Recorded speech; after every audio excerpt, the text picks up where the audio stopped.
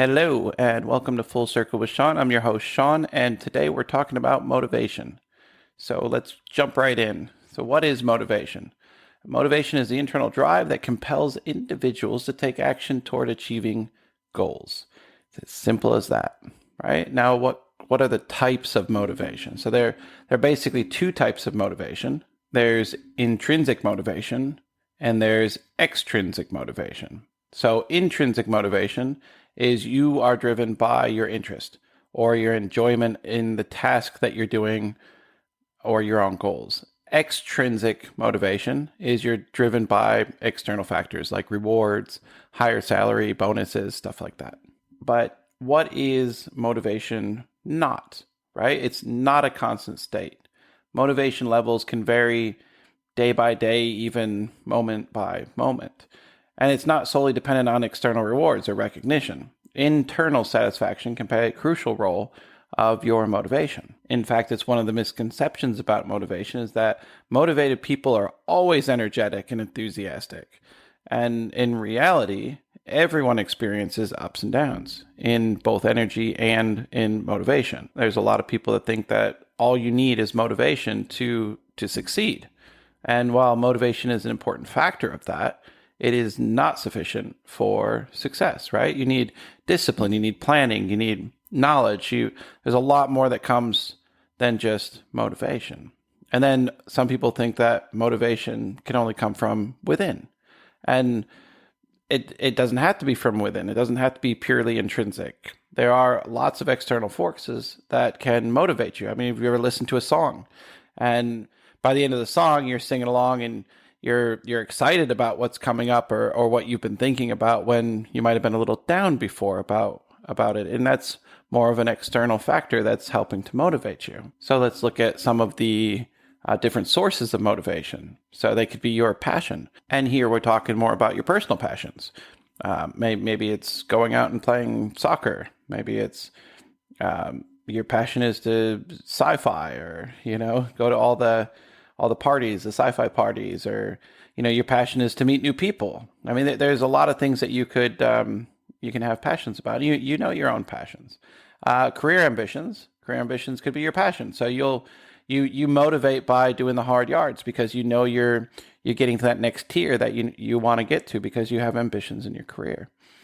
Financial incentives. So you could be on commissions, or you could get bonuses for different work that you do, or you could be chasing again that next promotion because of the financial incentives. And then you have your social influences. So your peer group, social media. There are a lot of things in your social life that can influence you as well.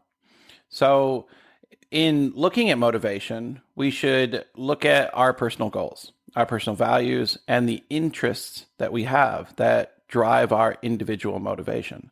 And then we should look at how we can tie those things together and use our passions to give us a better quality of life. And we can talk about quality of life probably more in another episode.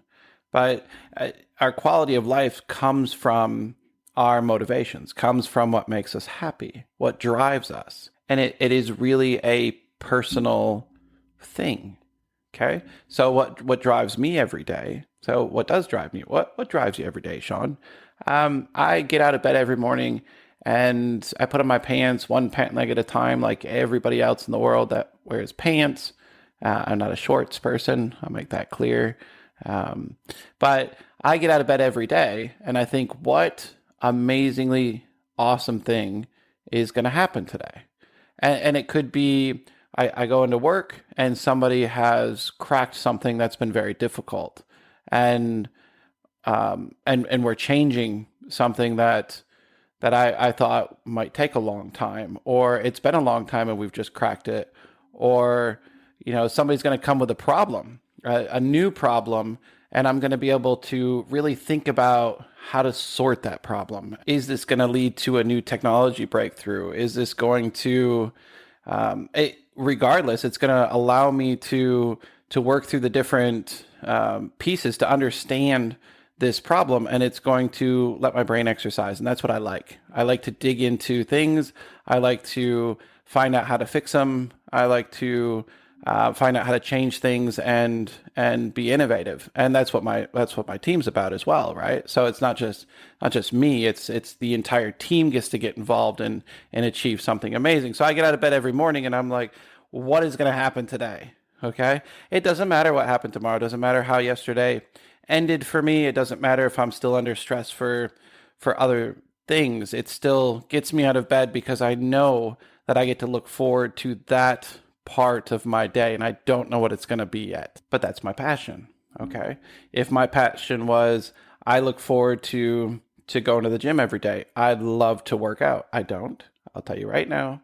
I'm sorry, but I don't.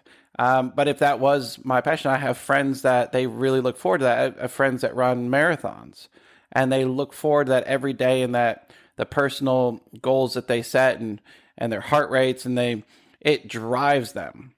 And I have friends that have hobbies. So when they get off of work, they want to go fly their drone or improve their drone. And this is what they love to do. And it motivates them. And I have other friends that like self-improvement. You know, what can I learn today? What class can I take next? You know, who's going to give me a certificate for something really cool that I can learn, and I can showcase that, you know, I'm smart and my knowledge is still improving. And that's fantastic. You should never stop learning. And that kind of self-improvement is amazing. And there's obviously lots of ways of self-improvement as well. And then there's people that want to work their way up into leadership, learn how to do all types of leadership, learn how to deal with team dynamics, learn how to influence the motivation of others. So there's a lot of things between personal and professional life that you can have your own motivation. You have different motivations that drive you, but a lot of that comes from passion, and passion can naturally enhance your motivation. So it can make tasks, make work feel a lot less like work, or feel a lot less like something that you have to do, because it's something that you want to do. It's something that you strive to do. It's something that you might want to do better. It's your passion. Now, one of the things that people ask me is what's the difference in motivational issues and burnout, right? Because we've all heard of people just burning out, completely emotional shutdown, physical, mental exhaustion. I know some business owners that have went to hospital with it. So it's how do you know the difference, and how can you fix your motivation? How do you backtrack from burnout?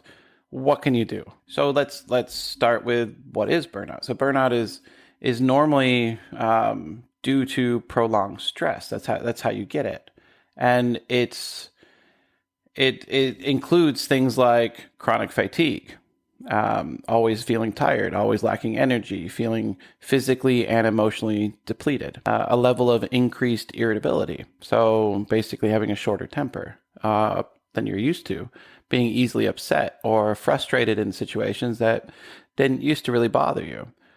Reduced performance. So you struggle with concentration, you experience declining work performance, or you feel less capable at work or even at home. Lack of motivation, which is what we're talking about. So losing interest in work or activities you used to enjoy. Cynicism or detachment. So you feel disconnected from others. You feel negative or cynical toward work or activities. You might have physical symptoms. So you might have headaches, stomach issues, or even muscle tension. Emotional exhaustion. So you're always feeling drained. You're unable to cope. You're just emotionally depleted. And then a lot of people have sleep disturbance. So insomnia, or even the opposite of that, right? Oversleeping. You might experience restlessness or basically not getting good sleep even when you are sleeping. So how do you address burnout? So the first thing you need to do is you need to set some clear boundaries. So learn to say no. Define your work-life balance and avoid overextending yourself. I mean, be open. Not all leaders can recognize burnout. Not all leaders are there yet in their career path, and they will not know unless you tell them. You can then prioritize self-care. So engage in activities that promote well-being, like exercise, hobbies, even sleep, right? seek professional help. So it never hurts to talk to a therapist or a counselor. In fact, I've talked to a counselor. Well, when I was a child, when I was in foster care, I talked to a counselor, and even when I got out of the military, I had a couple of sessions with a counselor to as a sounding board, because I was struggling a little bit with what was going on. There are plenty of relaxation techniques you can practice. Meditation, let's say, mindfulness, or even yoga can help reduce stress and improve your mental health.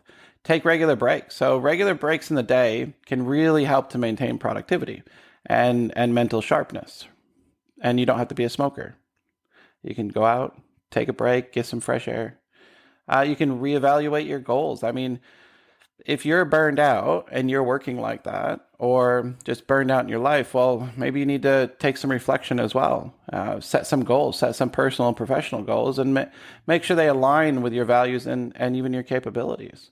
So that might really help reduce your feelings of being overwhelmed. You can get social help, right? So you have a supportive network of friends, you have family, you have colleagues, and open up, talk to people. People don't know what you're going through unless you tell them. And you can prioritize sleep, as we said before. So getting a healthy amount of sleep, it impacts both your physical health and your mental resilience. So now that we've taken that detour from into burnout, let's get back to motivation. So how do we maintain our long-term motivation? Over, say, really long periods of time, we want to stay motivated. How do we do it? Well, there's a lot of factors, actually. I mean, it's not, obviously we have the passion, and your passions will change, and you need to be aware of those changes, and maybe you're in a job where you used to have the passion, but that passion has dissipated. So is it time to find something else? Do you need to remember what it was in that job that made you passionate, and address the things that are taking that away from you? But also your environment. So, different environments can give you different motivation, and those could be your social environment, so your friendship group, the organization itself, and there's lots of things with the environment, with your personal environment. And you're the only one that knows that can really impact your motivation levels. And then some motivational strategies, right, are setting your own goals. So a lot of times you have a passion and you're like, I'm going to achieve this because I want to get here, but you want it yesterday. You want it done in a short amount of time as possible, but you need to set clear goals, set realistic goals, look at those goals all the time, adjust those goals. I'm not saying change them to 3 years from now because I'm never going to get there, right? You need to, but they need to be realistic. And you need to create accountability to yourself, because you are accountable to yourself for how you're achieving your goals. And then you need to celebrate. Celebrate every win that you have. Celebrate yourself. Celebrate with friends. However you want to celebrate, but you should always have some kind of celebration for all of your small wins, because remember, it's all those small wins that get you where you want to go.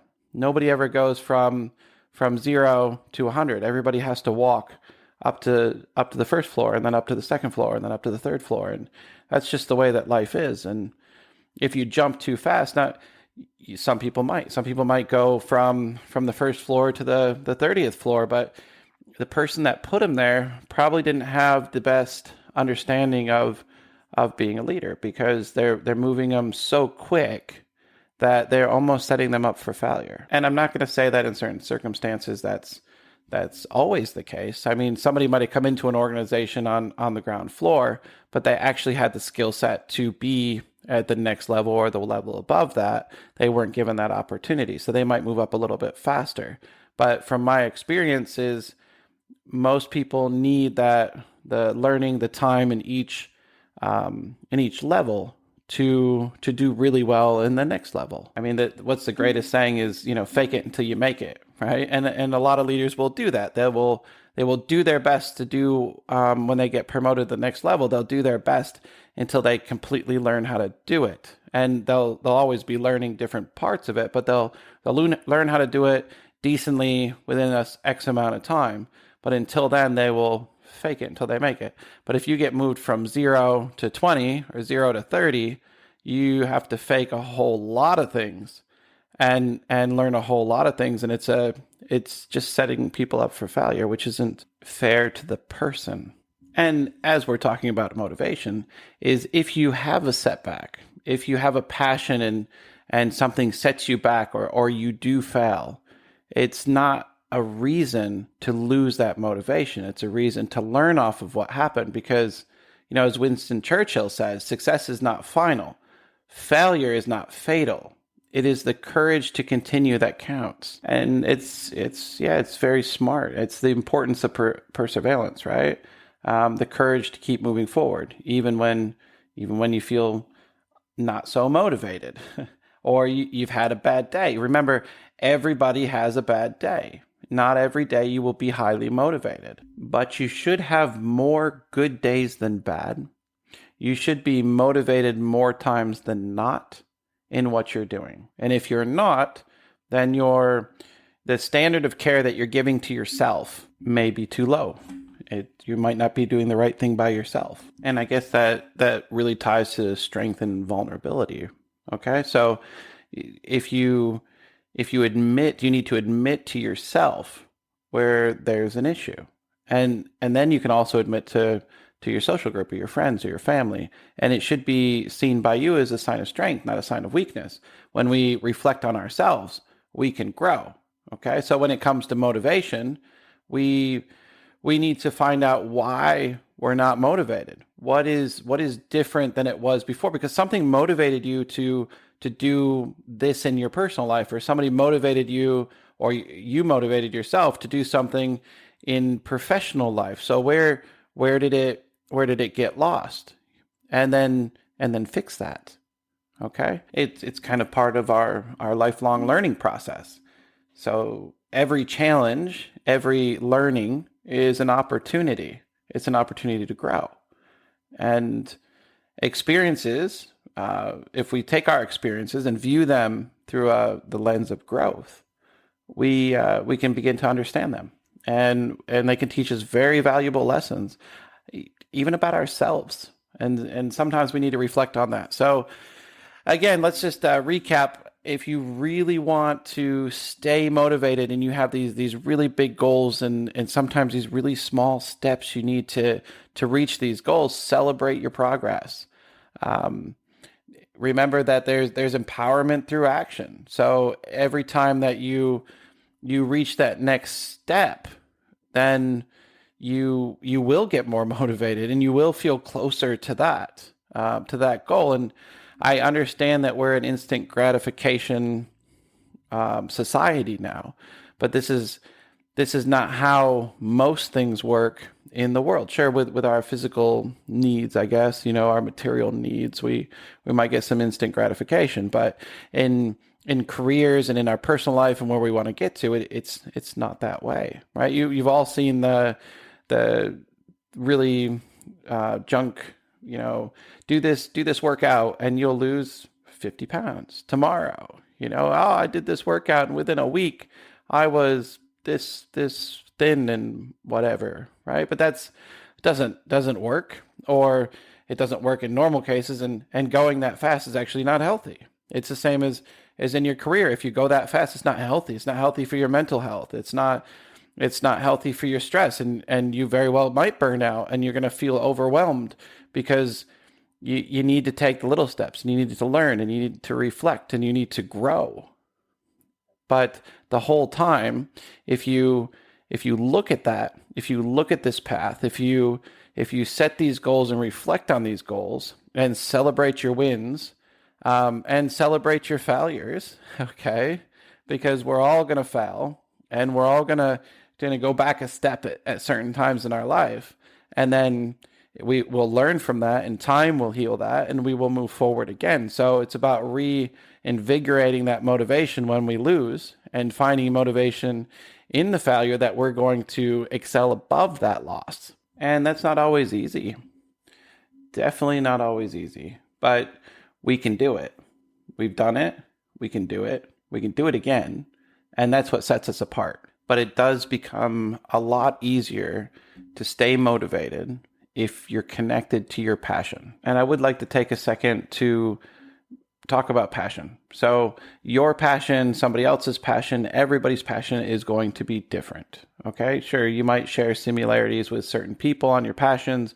No passion should be looked down upon. Okay, so if your passion is you want to be the best dishwasher in the world, fantastic. Be the best dishwasher in the world. If you want to be president someday, then work your way up there and go for it. If you want to, no matter what you want, if you have the passion for it and it's legal, let me put in that little clause, then you should go for it, and you should find the path that aligns to that, because that's what's going to make you the most happy in life. That's what's going to give you the motivation to reach your goals and to strive to be the better part of yourself and to be happy and have a much more fulfilling life. So I guess my suggestion at the end of the day would be if you're lacking motivation, if you're experiencing burnout, then create a simple, actionable plan to start addressing it. And baby steps is fine, but you got to address it because burnout doesn't get any better; it only gets worse, right? So, and then if you're lacking motivation, if you find that you're lacking motivation, it's not really burnout, you're just not motivated very often, then look at the reasons why. When are you motivated? What are you doing? What would you like to do? Do you sit around daydreaming about things that you'd like to be doing, and that motivates you? So maybe you should look at that. And with that is the end of this episode. And thank you again for joining Full Circle with Sean. The next podcast, we're going to take a little break from this foundation building that we've been doing and talk a little bit about some innovations that we need, like the tech of tomorrow. I'll try to keep it not so techy, but let's just have a chat about that.